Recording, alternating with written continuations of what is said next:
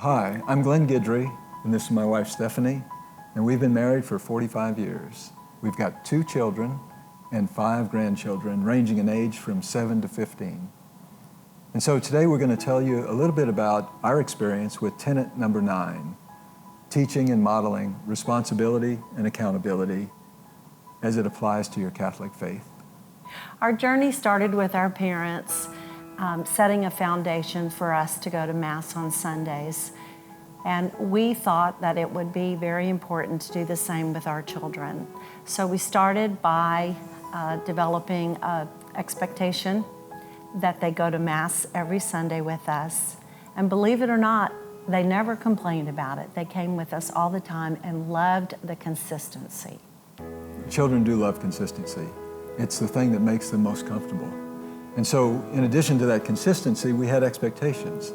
I had expectations for myself, and one of those was that when my children were coming up through CCE, catechism, that I was going to journey with them. And so I took on teaching in that role.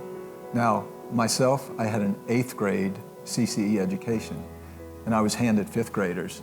And so I was not well prepared for that experience, but it actually began my remedial training for my next steps. It was very important that our children see us active in the community, in ministries, and we did lots of volunteer work.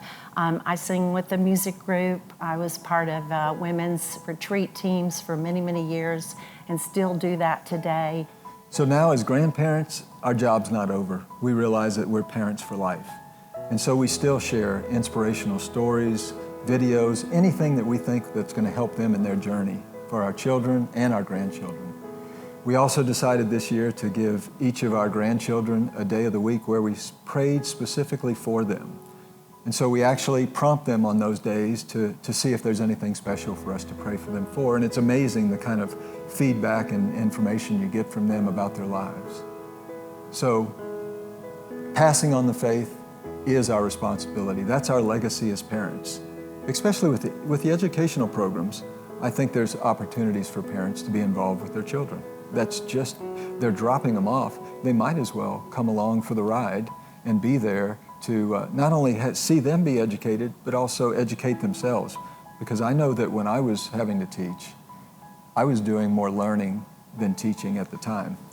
I hadn't been to reconciliation in probably 10 years, but how could I teach 5th graders about reconciliation if I wasn't practicing it myself? Your kids are watching you even when you think they're not watching you. And so just in simple gestures during the day. So if I'm in the grocery store and I'm there checking out my groceries and I'm smiling at the lady that's checking out me, they're usually not smiling back at first. But you would be surprised that with that little smile, how's your day?